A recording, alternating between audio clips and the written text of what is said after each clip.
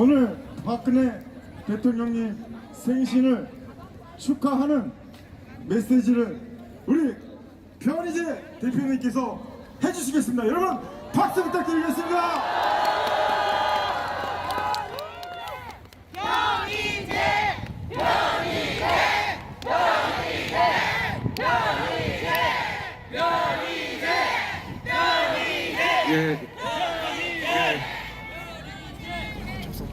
안녕하십니까.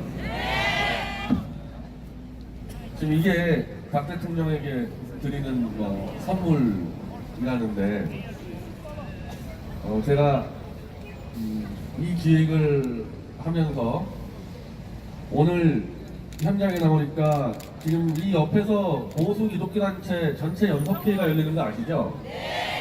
저를 잘 아는 분들이 이제 보다가 네가 왜 박 대통령 생일 축하를 하냐, 그렇게 생각하는 게 당연할 거예요.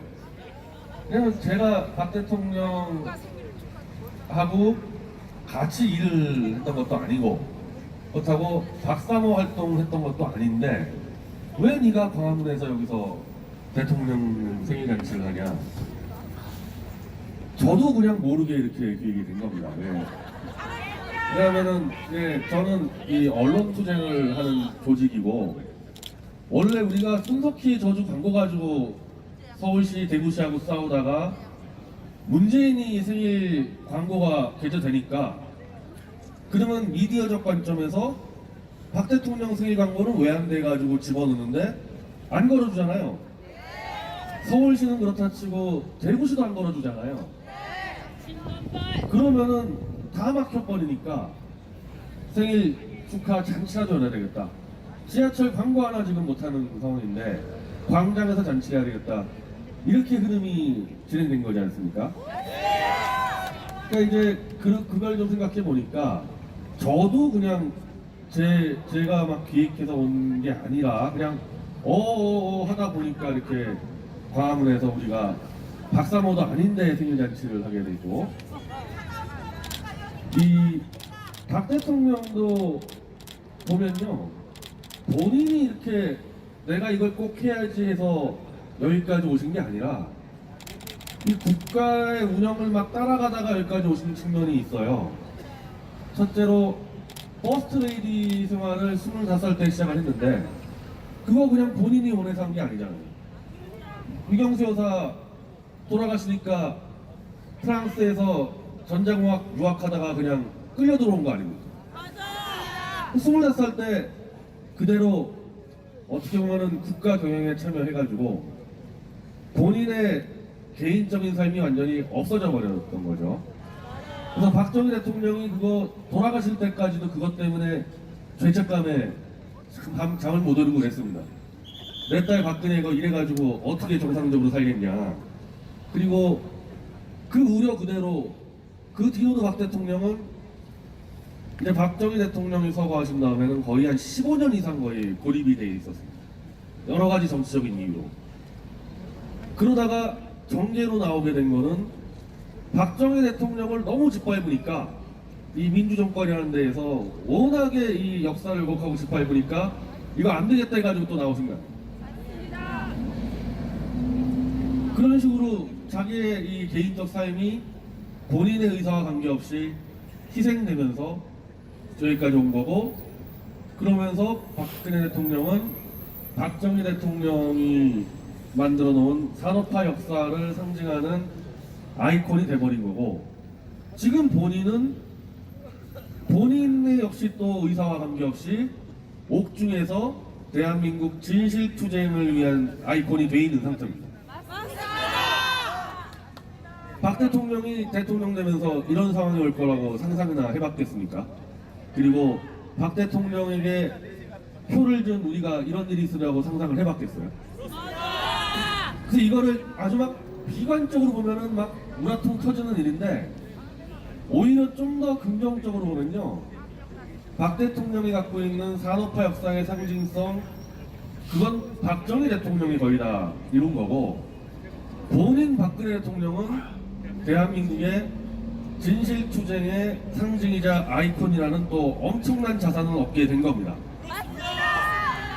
이 자산은 어디로 도망가는 게 아니죠. 대통령주의라는 거야. 이런 식으로 사기로 빼앗기기도 하고 임기 종료되면 나가기로 하는 건데, 진실투쟁의 아이콘이라는 상징적 자산은 아무도 못 뺏어가는 자산을 본인도 또 모르게 이제 얻게 된 겁니다. 그래서 어제 여기에 이제 보수단체들 이제 참여하는 분들하고 저희가 저 보수단체들 이 회의에 맞춰서 기획한 게 아니잖아요. 이거 오해를 하는 분도 있던데, 아니, 전혀 관계없이 한 거고 우연히 겹친 건데, 그러니까 박근혜 대통령에 대해서 우리가 구명 활동을 한다. 그러니까 문재인만 끌어내면은 바로 자동적으로 구명이 되는 거 아니냐, 그런 시각이 있을 수가 있습니다. 그리고 그거 뭐 일면 맞는 말이에요. 문재인 끌어내리면은 뭐 사실상 명예는 거의 자동적 회복되는데, 그거와 관계없이 박 대통령이 갖고 있는 대한민국의 산업화의 역사의 자산, 진실투쟁의 자산, 이거는 우리가 구명 활동을 해야 될 게 아니라 이걸 갇혀있는 감옥에서 끌어내가지고 국익을 위해서 한 번 더 뛰어달라는 요청을 해야 되는 상황이에요.